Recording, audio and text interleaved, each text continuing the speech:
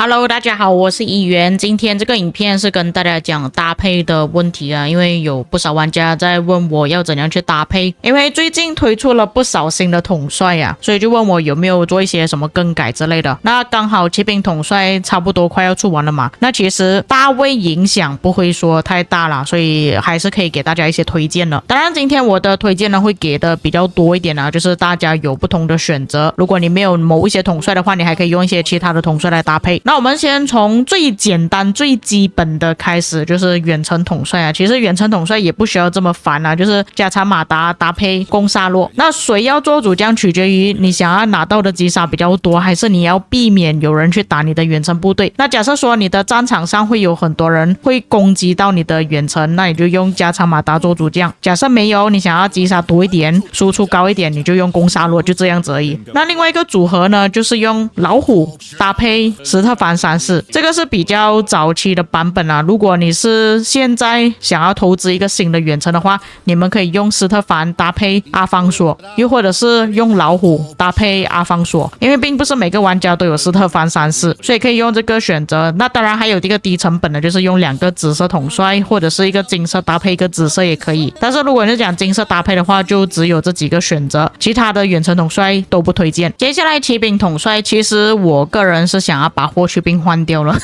但是还是有玩家依旧有些行政的骑兵军器，可能暂时还没有办法拿到这么多的转换石啊，所以如果你们要保留下来的话，依旧还可以用霍去病搭配贞德，或者是用贞德搭配亚瑟。但是用贞德搭配亚瑟出来的评价比较两极化一点，有一些玩家觉得好用，有些觉得不好用，所以你们也可以选择霍去病搭配亚瑟，霍去病搭配贞德，贞德搭配亚瑟都可以。这个是属于一堆的骑兵技能伤害。那假设说你如果要用连击伤害统帅，就选择江汉赞搭配阿卡琉斯，这2个统帅搭配起来的组合报告仅次于秦始皇而已。那秦始皇没有办法取代，我都跟你们讲了，他是已经 S 级别以上了，没有办法超越秦始皇。所以现在江汉赞搭配阿卡琉斯确实是一个主流来的，但是我在之前有讲过，有很大可能江汉赞用的时间不是很长，有可能用一代，然后之后就会被换掉了，所以大家可能会有这个担忧啦。所以你们可以用阿卡琉斯搭配亚瑟，然后霍去病就搭配贞德。那假设说你不是这样子搭配，你想要一个技能伤害，然后你又可以投资金头在江汉赞身上的话，那你就江汉赞搭配阿卡琉斯，霍去病就搭配亚瑟。但假设说你要2队统帅都是用连击伤害，你没有霍去病，或者是你不想要使用霍去病，因为它的包裹真的很难看，那你就可以考虑亚瑟搭配大卫，然后江汉赞搭配阿卡琉斯，就变成有2队的连击伤害统帅。如果要增加多一队，就是霍去病搭配贞德，第3队用技能伤害，就这么简单。那你们可以发现到我来来去去提到的统帅就只有那几位而已，因为其他的统帅已经是不在考虑范围之内了。如果你们依旧还有这些旧的统帅的话，就看你们要怎样去搭配。如果你是讲主流的话，我刚刚已经给你了。接下来就是步兵。说实话，我个人觉得现在步兵的情况有点尴尬，是真的需要等到第11代的步兵出现之后才会有所发展。因为以目前的情况来讲，工兵是最强的，然后骑兵有暂时好一点点。现在步兵所使用的搭配全部都是一些旧的搭配，又或者是真的没有的选择之下的另外一种选择。我看到依旧还是有不少玩家使用朗纳尔搭配 CP， 但是这个组合其实在我的排行榜里面已经是消失很久了，至少是从今年初开始就已经没有在使用这个组合了。我个人是觉得不好用啦，但是如果你们要用的话可以继续用啦。假设说你还有一个楔形的步兵军器，那你就继续用，但我个人其实不推荐了。那白起的话就没有太多选择，你要么就是搭配刘彻，不然就是搭配华莱士，所以就变成说你一个部队是使用技能，另外一个部队是使用终极伤害。但假设说你现在是已经完全终极的搭配的话，你就没有太多的选择，要么就是白起搭配华莱士，然后刘彻搭配配斐力24，或者是你要成本低一点的话，就可以搭配亚历山大。暂时的情况是这样子，但是我在之前也跟大家讲过，斐力24其实以现在的情况来讲不太好用，也是很大可能会被淘汰。所以步兵其实这边没有太多的选择啊，你只能选择这些而已。接下来工兵的话，其实以目前来讲也是只有一个部队是比较强一点的，就你是用秦始皇搭配李成规，这个成本就稍微低一点啊。那假设说你已经有诸葛亮的话，那你只是需要培养一个秦始皇搭配诸葛亮就可以了。想要使用两队的话，就是秦始皇搭配李成规，然后诸葛亮搭配海尔曼，暂时只有这样子的选择。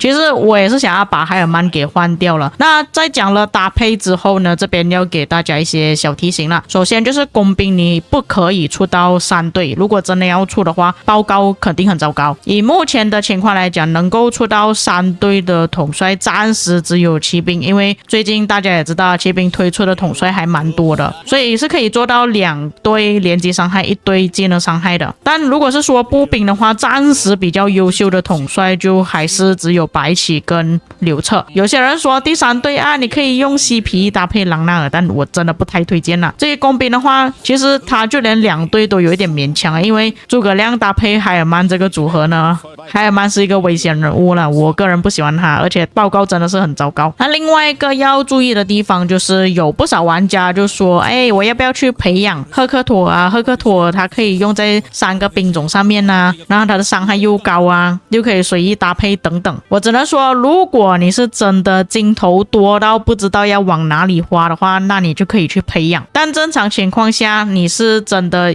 为了自己的部队要往顶级方面去发展的话，其实赫克托尔真的是不推荐。与其选择赫克托尔，还不如你去选择其他的统帅来搭配会更加好。除非你是真的没有得选的话，你才考虑要不要去搭配赫克托尔。第3个要注意的一点就是，如果真的逼不得已的情况下，工兵没有其他的选择，其实珍珠还是可以稍微顶一顶的。珍珠不是说完全不能用啦，如果是讲你现在工兵暂时没有其他东西可以用，但是你已经是把珍珠给觉醒的话，你暂时用一下还是 OK 的。还有包括威廉也是，如果你的骑兵统帅没有其他的选择，没有这么多的金头投资在那些新的统帅上面，威廉还是可以顶一顶的。最后也是不少玩家问到我的5队骑兵到底是怎样搭配的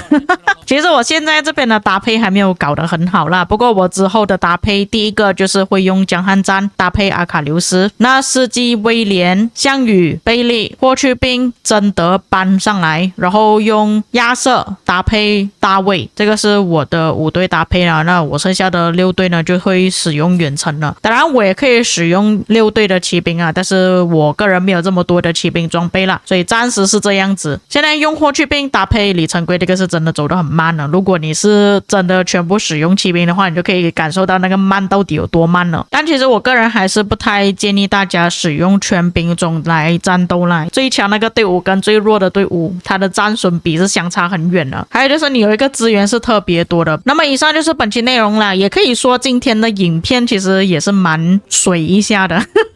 因为主要有变动的部分呢，其实是在骑兵的搭配那一边而已啊。其实步兵跟工兵的搭配呢，没有什么太大的变动。如果真的要变动的话，也是要等到明年推出了新的步兵之后才会有太大的改变啦。因为现在才12月而已啊，等到新的步兵出现还要等到2月3月左右，没有这么快。所以今天这个影片是给大家做参考。那以上就是本期内容，至于各位对于今天的影片有什么看法，有一些遗漏或错误的地方，可以在评论区帮我补充。我们下个影片再见。